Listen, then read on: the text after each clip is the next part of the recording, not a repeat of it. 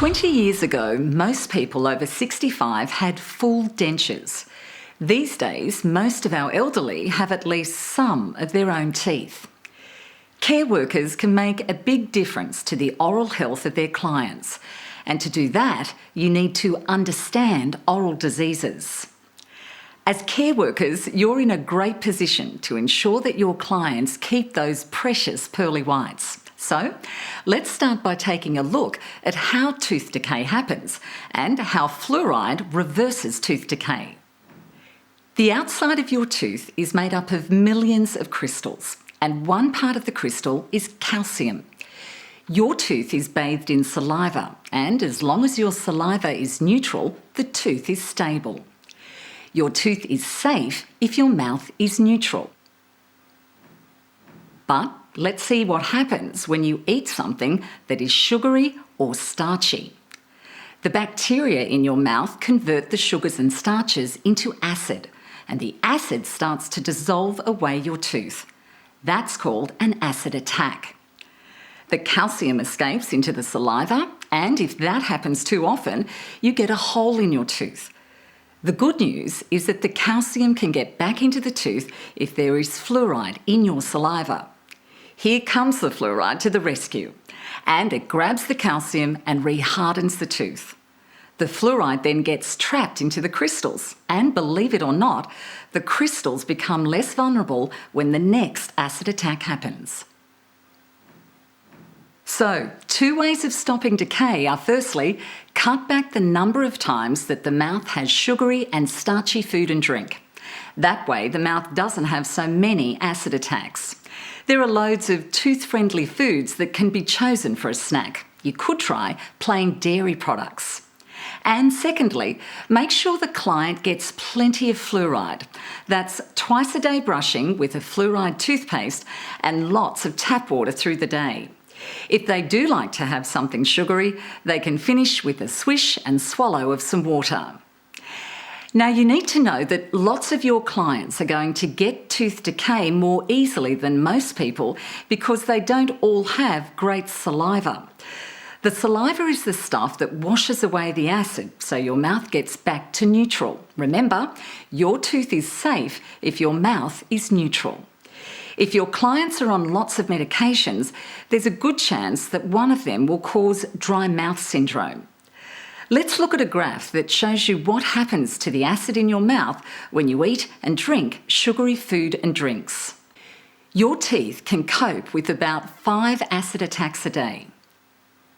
Breakfast, morning tea, lunch, afternoon tea, and dinner. Healthy saliva washes away the acid in about 20 minutes, so your mouth is under attack for about 100 minutes a day, and it copes with that. But if you have dry mouth, the mouth takes twice as long to wash away the acid. And if they sip on sugary tea too often, then the mouth is under acid attack all day. Sometimes people with dry mouth think that sucking on a mint or lozenge helps with their saliva flow. But those sugary mints and lozenges will very quickly cause tooth decay. The only way you can fight off those acid attacks is to help the mouth get back to neutral and make sure there is plenty of fluoride available in the mouth. The dentist can also recommend specific products that help relieve the discomfort of dry mouth syndrome, as well as keeping the teeth stronger. That's why all clients with natural teeth should see a dentist regularly. The dentist also has other preventive products they can apply to the teeth that really help. So, where are we so far? We know we want to keep our mouths neutral to stop the calcium escaping. And to do that, we need to avoid those acid attacks, which means not too many sugary drinks and snacks, swish and swallow water after snacks, make sure we get plenty of fluoride, and see a dentist regularly. That's a good start. But if the bacteria are the ones that turn the sugar and starch into acid, what about getting rid of the bacteria? That's worth working out as well, because that bacteria is also causing gum disease, bad breath, and those bleeding gums you notice when you brush their teeth. Let's take a look at what those bugs are doing to the gums.